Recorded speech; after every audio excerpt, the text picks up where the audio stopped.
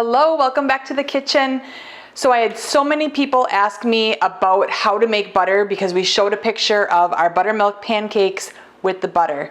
And the real reason why I made the butter is I wanted the buttermilk. I was too lazy to go to the grocery store, so I thought, I can make butter and some buttermilk and get this done in the morning. So let me show you since you all asked. I'm using heavy whipping cream. This is going to be 4 cups. You can size this down, so I'll give you the ratios of it. And you're simply going to add your cream, get that all in there. And I'm going to add 1 teaspoon of salt to that. I like to add the salt right away so that it has time to kind of break down. I don't like the chunks of salt in my butter. Some people do, and that's your choice. You can add it before or after. It's going to be 1/4 teaspoon to 1 cup of the cream. So we're just going to put that on. Make sure you have an apron on. Do you like mine? It's so cute. Because it will splash up just a little bit, and if it starts splashing a lot, just turn it down just a notch.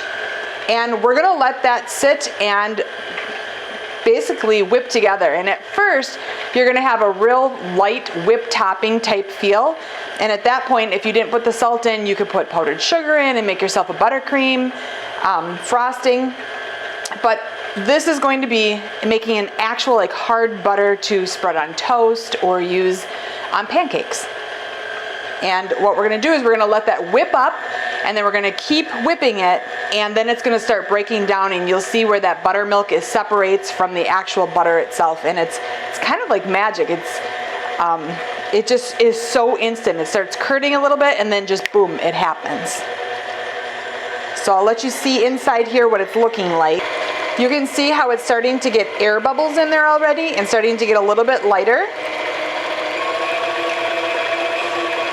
And you can keep turning it up just a little bit as it gets thicker. So you can see how thick that is already. Look at that. And this would be like a whip topping if you didn't have the salt in it. But we're going to keep going. Keep whipping it. So you can see the butter now has more of like a curdy type feel to it and less of that nice whipped smooth portion. And I want you to experience this. It's such a neat project. It's just starting to form a little bit of liquid at the bottom. So it shouldn't be long before we have to turn the mix master down because it's going to be so much liquid in there. Ready?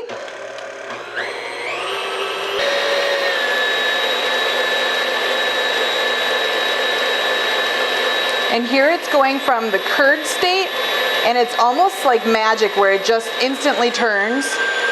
And I'm starting to get splashed a little bit, so I'm going to turn it down so it doesn't all come out at me.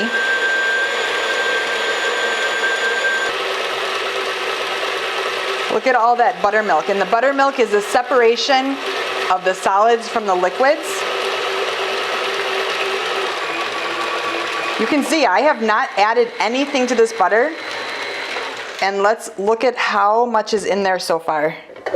Look at that. So I'm just going to wipe down these sides, and we're going to let it go just a little bit longer, and then we're going to strain it, rinse it, and roll it.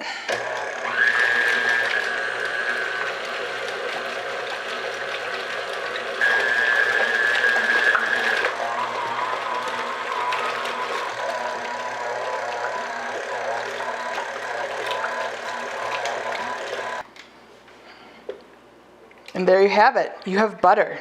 Look at that. It's nice and firm. And then all that buttermilk is down below. We're going to strain the butter because we want to get all of that buttermilk out of there. The buttermilk, if left in the butter like too much, it's what will make the butter go rancid. So this is fresh butter. There's no dyes in it. There's no preservatives in it. With the whisk, it takes so much less time for it to whip up. I make quite a bit, so I should have used a bigger bowl. So we have all of our butter in here, and I'm just going to take it and press out as much liquid as I can. And you're going to reserve that liquid. That's the buttermilk. You can make biscuits with it. You can make pancakes with it. There's all sorts of recipes. check out our beatyourneighbor.com website under the recipes, and you'll find buttermilk pancakes, and they are so good. And that's what made me made the butter this morning. So I have most of the buttermilk kind of squeezed out. I'm just going to pour this to get any remaining chunks. So there's my butter, and I'm going to rinse it under cold water. Make sure it's cold water because it's butter and it will melt. You don't want to handle it too much because, again, it's butter and it will melt, and we want to keep it more in that solid form. So it's the cooler the better. So out of that 4 cups of the heavy whipping cream, we made about 2 cups of butter, and along with 2 cups of the buttermilk to use in a different way. At this point, you can add in garlic or honey or cinnamon or all, whatever you want this butter to be flavored as. I'm leaving it as plain so that I can use it in recipes. I did add a little bit of salt. You can do unsalted butter, but I like to have a little bit of salt in it. And what I'm going to do is I'm simply going to roll it out in the paper, and I'll just kind of roll it back and forth, squeezing it out into a log. The reason I'm not just rolling it with my bare hands is I'm trying to not have the heat of my hands to melt that butter.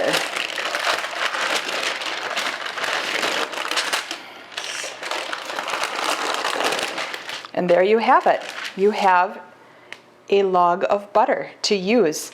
It is so good and so creamy, and again, you don't have any dyes in it. It doesn't have preservatives in it, so it just has the salt.